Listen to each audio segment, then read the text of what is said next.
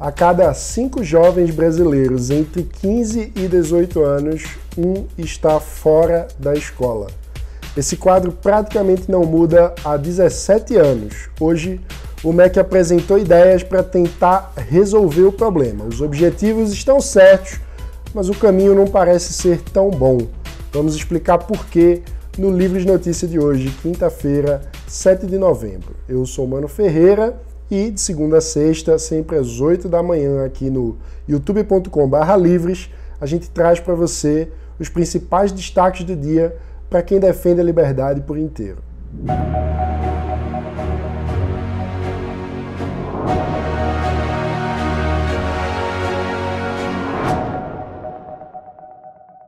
Não é de hoje que o Brasil tem muitos jovens fora da escola. A situação é uma vergonha. A cada 10 países no mundo inteiro, 8 estão melhores que a gente nesse quesito. Vale um panorama. De modo geral, a gente tem um problema sério no acesso à creche no Brasil, ao ensino infantil, na primeira infância, mas a situação é melhor no ensino fundamental, onde a gente tem praticamente universalidade, onde praticamente toda criança vai para a escola. O problema é que quando chega no ensino médio, a situação fica mais complicada. A gente não tem conseguido atrair os jovens no nosso modelo de escola atual.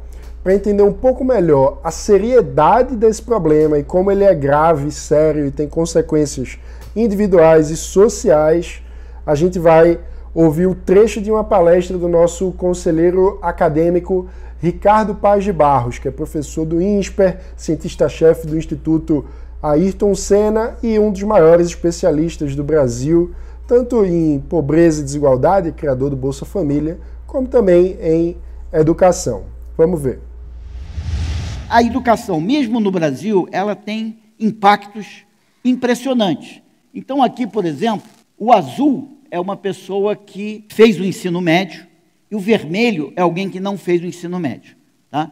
E o azul ali, ele está ganhando uma renda de R$ 1.142 por mês, enquanto que o que não fez o ensino médio está ganhando 500. Ou seja, você ir para o ensino médio dobra a tua renda, mesmo que você vai parar ali no final do ensino médio. Se você botar ali o acesso a um trabalho formal, dobra o teu acesso a um emprego formal.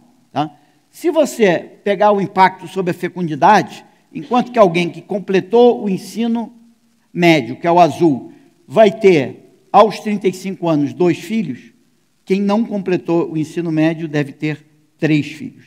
Então, reduz a fecundidade. E a probabilidade de que o seu filho vai completar o ensino médio na idade correta também praticamente dobra.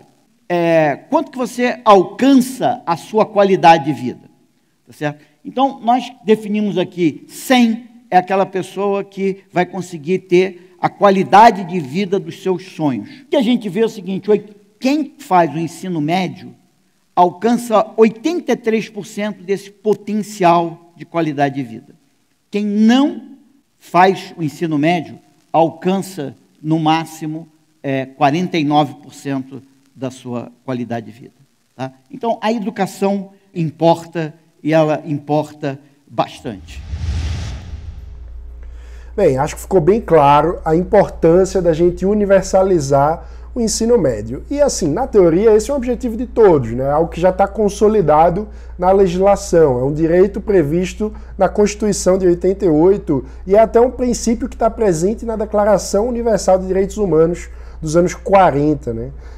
Se não falta vontade, então, qual que é a origem do problema da evasão escolar no ensino médio? Essa foi a pergunta que a gente fez para o economista Daniel Duque, especialista em educação, pesquisador da FGV e da PUC-Rio, além de associado do Livres. Bom, tem 3 principais razões. Uma delas é que os jovens chegam no ensino médio, tem que passar lá 3 anos naquela sala de aula para completar, e eles não veem muita ligação entre os conteúdos aprendidos e o mercado de trabalho. A reforma do ensino médio, ela mexe um pouco nisso, tentando realmente adequar mais os conteúdos, o ensinamento ali no ensino médio para aplicações mais diretas no mercado de trabalho. Inclusive a possibilidade de fazer um módulo de ensino técnico, vai justamente nessa direção do aluno, do estudante, aprender diretamente como usar um conhecimento, como aplicar o conhecimento ali em algum ofício, algum tipo de trabalho realmente. Além disso, a gente tem duas questões que são bastante marcadas por gênero. Entre os homens, a gente tem uma entrada precoce, muito precoce no mercado de trabalho. Aí a gente pega aí jovens de 15, 16 anos, que já estão muitos deles vão procurar um emprego, procurar um trabalho para poder aumentar a renda da família. Aí a gente está muito ligado à questão social. E no caso das mulheres, ao invés de ser uma entrada precoce no trabalho, é uma entrada precoce na maternidade. Tem muitas mães, mulheres que chegam a ser mães muito cedo. A gente está falando aí de uns 10, 15% das jovens de 16 anos quando são de classe baixa. E aí se veem obrigadas, já não conseguem, né, acompanhar a escola porque tem que cuidar do filho, tem pouca ajuda da família, tem pouca ajuda do Estado, pouca vaga para creche. E aí elas estão ali obrigadas a sair da escola. Então, na verdade, a gente tem que atacar essas três direções para que a gente consiga realmente fazer com que o ensino médio seja mais universalizado e a gente tenha mais jovens completando o ensino médio, principalmente nas classes sociais mais baixas. Bem importante seu comentário, Duque. Muito obrigado. Como a gente sabe, não é de hoje que os governos tentam resolver esse problema. Foi com esse objetivo que o governo Temer aprovou a famosa reforma do ensino médio, que criou ciclos diferenciados para o estudante escolher qual a matéria que ele vai estudar mais no seu ensino médio.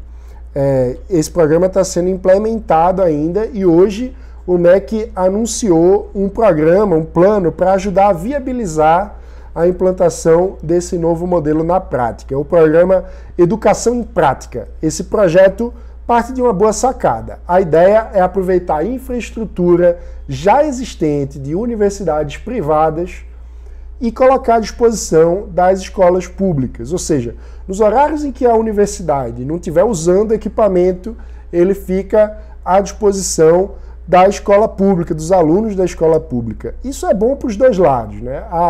Os alunos da escola pública, claro, ganham acesso a um equipamento que eles não teriam, enquanto a universidade passa a dar um uso, uma destinação a um recurso que ela já tem e que estava sendo desperdiçada, ficando ociosa lá, ficando sem uso naquele horário. O problema é qual é a contrapartida que foi desenhada pelo governo, que é dar um bônus na nota da universidade que aderir ao plano no SINAS, que é o Sistema Nacional de Avaliação do Ensino Superior, que, como o próprio nome diz, devia servir para dizer a qualidade do ensino de cada universidade privada. E agora vai ficar como indicador não tão confiável assim, né? Porque vai ter um bônus que vem de uma origem muito diferente do que seria a qualidade do ensino. Sobre isso, a gente conversou com a especialista em educação e relações exteriores da bancada do Partido Novo na Câmara dos Deputados, Tuana Neves, que é também associada do Livres há bastante tempo. Tuana, qual o problema dessa proposta do MEC? O Ministério da Educação lançou um novo programa, que é o Programa Educação em Prática. E apesar da portaria que regulamenta esse programa ainda não ter sido publicado no Diário Oficial da União, houve um evento oficial de lançamento com a presença do ministro Weintraub e do secretário de Educação Básica, Jânio Macedo, que apresentaram o programa como uma nova oportunidade de cooperação entre as instituições de ensino superior particulares e a rede pública de ensino, no caso com o ensino médio em tempo integral. Então, basicamente, as instituições de ensino que já possuírem infraestrutura adequada, como laboratórios, poderão aderir voluntariamente ao programa para receber esses alunos da rede pública que precisam desenvolver suas atividades no ensino médio em tempo integral. E é verdade que o ensino médio é um dos grandes problemas da educação no Brasil hoje em dia. E é por isso que eu vejo alguns aspectos do programa com bons olhos. O primeiro é a tentativa do MEC de encontrar soluções que não agravem ainda mais a situação dos cofres públicos. Então, eles identificaram que algumas instituições de ensino privado já têm a infraestrutura que eles precisam e tentaram unir possível solução e problema, ao invés de simplesmente tentar propor mais dinheiro para construir laboratórios em toda a rede pública de ensino, por exemplo. E o outro aspecto que eu vejo com bons olhos foi a tentativa de encontrar justamente na iniciativa privada soluções para os problemas públicos. O grande problema desse programa foi a contrapartida que o governo está oferecendo para essas universidades que resolverem aderir ao programa, que é uma avaliação melhor no SINAES. O SINAES, que é o Sistema Nacional de Avaliação do Ensino Superior, ele mede tanto o desempenho educacional dos alunos, quanto inclui, sim, uma parte de responsabilidade social das instituições. Então, tem alguns pontos aí. O SINAES mede a qualidade da educação no Brasil, e por mais que na lei que regulamenta ele estejam esses aspectos distintos de responsabilidade social também previstos, é claro que o que de fato mede o desempenho dos alunos, a qualidade do aprendizado é muito mais importante do que outros fatores determinantes. E segundo, o Plano Nacional de Educação de 2014 para 2024 tem previsto em sua meta 13 a aprimoração ainda dos SINAES. E o OCDE, em um relatório em 2018 para o Brasil, chegou à conclusão que, por mais que o SINAES já seja um marco da avaliação da educação no Brasil, ainda faltam avaliações para determinar se de fato o sistema dele é eficaz e eficiente. Então, se nós não temos ainda uma métrica do quão realmente bom é o sistema no SINAES, vale a pena incrementar ainda mais essa parte de responsabilidade social, talvez em detrimento da parte que mede de fato a qualidade do ensino?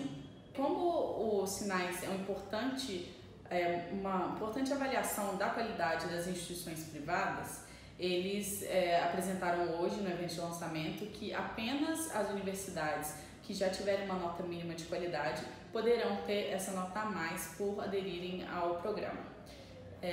Então, ao meu ver, por mais que o governo tenha boas intenções em solucionar os problemas do ensino médio do Brasil e tenha, de certa forma, mérito por tentar escolher iniciativas que não sejam onerosas e que aliam os problemas públicos com soluções privadas, a solução pode não ter sido a melhor justamente por poder prejudicar os SINAES. Obrigado, Toana, muito importante sua análise, e se você quiser saber mais sobre propostas liberais para melhorar a educação brasileira, você pode conferir alguns vídeos que nós temos aqui no canal com o nosso conselheiro acadêmico Ricardo Paz de Barros, uma das maiores autoridades na pesquisa sobre esse assunto. A gente vai pôr na descrição aqui do vídeo. Bem, quem assistiu o Livros Notícia de ontem já viu um pouco de qual foi a nossa primeira avaliação sobre o pacote de reformas apresentado pelo ministro Paulo Guedes ao Congresso para reavaliar a questão do Pacto Federativo, né? A relação entre governo federal, estados e municípios. A gente prometeu que ia seguir aprofundando essa análise e vamos cumprir, assistindo agora ao comentário de Helena Landau, economista, advogada e integrante do nosso Conselho Acadêmico. O ministro Paulo Guedes entregou, enfim, ao Congresso Nacional as suas propostas de reforma do Estado na economia. Elas vêm na linha do que se esperava, na linha do que foi prometido na campanha, uma desvinculação das receitas, uma reforma profunda do Estado brasileiro e uma discussão de distribuição de recursos, questão orçamentária e carreiras. Ela vai na linha do que foi prometido, mas está um pouco aquém do que foi prometido, como de resto em tudo que tem sido feito nesse governo. Não vamos zerar o déficit público em um ano, não vamos vender 1 trilhão em privatizações, mas o caminho das propostas é muito bom.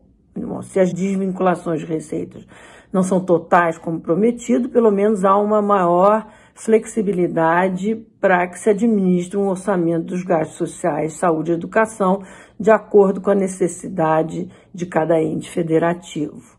É o ideal que houvesse uma desvinculação total? Sim, era o ideal, mas talvez não fosse a realidade política. Há enorme discussão se as propostas, quando pretendem reformar a economia, devem, na partida, vir já incorporando limitações políticas. Mesmo que ela venha muito madura, ela demora para ser aprovada, porque ela fere interesses localizados, como foi o caso da reforma da Previdência e o regime público versus o regime especial dos servidores. Então, a gente tem que imaginar que agora começa a tarefa. Uma das coisas que não é boa no pacote apresentado pelo ministro Paulo Guedes é que ele abre exceção na partida.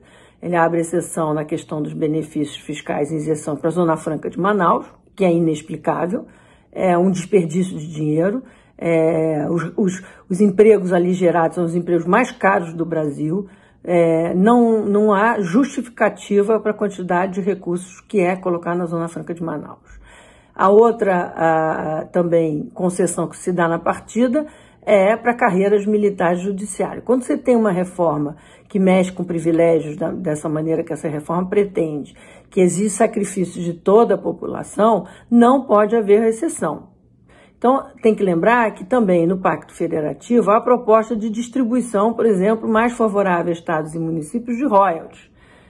E você tem que ter muito rigor no que você está poupando de gastos, porque senão você acaba, no final das contas, ainda que haja gatilhos e condicionantes, no fim de uma negociação longa com o Congresso Nacional, tendendo na parte de receitas, prevendo distribuição de receitas, e recebendo menos na parte de gasto. A bola está começando a rolar, são 3 relatores distintos que já foram apontados e, como eu disse, o trabalho começa agora. A equipe econômica deve ter alguém que fique no dia a dia, como o Rogério Marinho ficou na Previdência, como Edmar Baixa ficou no Plano Real, quando se trata de transformações desse tamanho. Como a Helena disse, esse assunto acabou de começar, a bola acabou de entrar em campo, vai ter uma longa tramitação no Congresso e a gente, claro, vai acompanhar de perto, o Livros vai participar ativamente dos debates que devem acontecer a partir desse projeto que foi apresentado. Em breve a gente vai tratar aqui no Livros Notícia do ponto que tem levantado maior polêmica nesse projeto, que é o fim de municípios pequenos que não conseguem se sustentar a própria estrutura da prefeitura e dos serviços municipais com a sua própria receita. Esse é o ponto que tem levantado mais polêmica. A gente vai voltar a ele aqui, então continue nos acompanhando, faça logo sua inscrição aqui no canal, ative o sininho para não perder as notificações e ficar por dentro de todas as nossas edições. E agora a gente vai para o Giro Livres, o momento do programa onde você organiza a sua agenda e fica por dentro das ações que o Livres está fazendo em todo o Brasil, através dos nossos associados, mandatários e, claro, da bancada da Liberdade. Nós temos realidades extremamente distintas nos 5.570 municípios brasileiros. O que eventualmente para Brasília, para Belo Horizonte, para São Paulo é um salário baixo, para cidades de 2, 3, 4 mil habitantes podem ser salários altos. E podem ser que existam escolas no Brasil que, ao se depararem com a necessidade de pagar esse piso mínimo para os professores, não tenham condições mais de empregar os professores na modalidade normal e acabem tendo que demitir esses professores por não poderem cumprir este piso aqui previsto. Achei o vídeo muito bom, despertou bem a curiosidade dos alunos, eles não imaginavam o que era antes do real. Eles acharam interessante a questão de entender o que vale a moeda, o que está por trás do papel, e é muito importante justamente para aguçar o senso crítico dos meus alunos a pensar não só no valor do dinheiro, mas essa situação toda que envolve tantas pessoas para pensar num plano econômico, monetário, etc. E mostrar que a política não é feita por um só. Achei muito válido. Olá, sou Rafael Gomes, orgulhosamente pela primeira vez falando como coordenador aqui do Livres no Rio Grande do Norte. Gostaria de te convidar para a exibição do documentário Real, Muito Além de uma Moeda, produzido pelo grupo. Estou organizando em parceria com o Students for Liberty local e o evento ocorrerá dia 8 de novembro, uma sexta-feira, às 18 horas, no campus universitário da UFRN, Lagoa Nova, aqui em Natal. Conto com a sua presença. Hoje de manhã, o governador convocou uma reunião extraordinária às pressas com os líderes das bancadas para anunciar que ele recuou, que ele voltou atrás na questão do IPVA e não vai mais cobrar esse pagamento antecipado para todo mundo. Isso só demonstra que a pressão deu certo. Muita gente perguntou o que eu ia fazer e a resposta que eu tinha para dar era que num primeiro momento, em 24 horas, não tinha como fazer nada, não tem como protocolar uma lei e ela resolver o problema de uma hora para outra. Mas se as pessoas pressionarem, se manifestarem, demonstrarem insatisfação com isso, acontece o que aconteceu hoje. O governador viu que tomou uma decisão errada, muitos deputados aqui, inclusive os da base aliada, falaram também que a decisão estava errada, foram pressionar o governador e aí em 24 horas se resolveu o problema. Esse foi o Livres Notícia desta quinta-feira. Como você já sabe, de segunda a sexta-feira, sempre às 8 da manhã, você acompanha aqui no canal do Livres, o Livres Notícia. A gente traz os principais destaques do dia para quem defende a liberdade por inteiro. Se você tiver gostado da camisa que eu tô hoje, roxinha, hashtag Eu Sou Livres, você pode adquiri-la, basta mandar um e-mail para loja@eusolivres.org. A gente lançou essa nova coleção na LibertyCon, que aconteceu no último fim de semana e agora está disponível para venda por e-mail. Em breve a gente vai lançar a nossa loja virtual para facilitar ainda mais esse processo e você poder adquirir os produtos do Livres que você desejar e se vestir ao longo do seu dia como membro do único movimento político brasileiro que defende a liberdade por inteiro. É isso, até amanhã.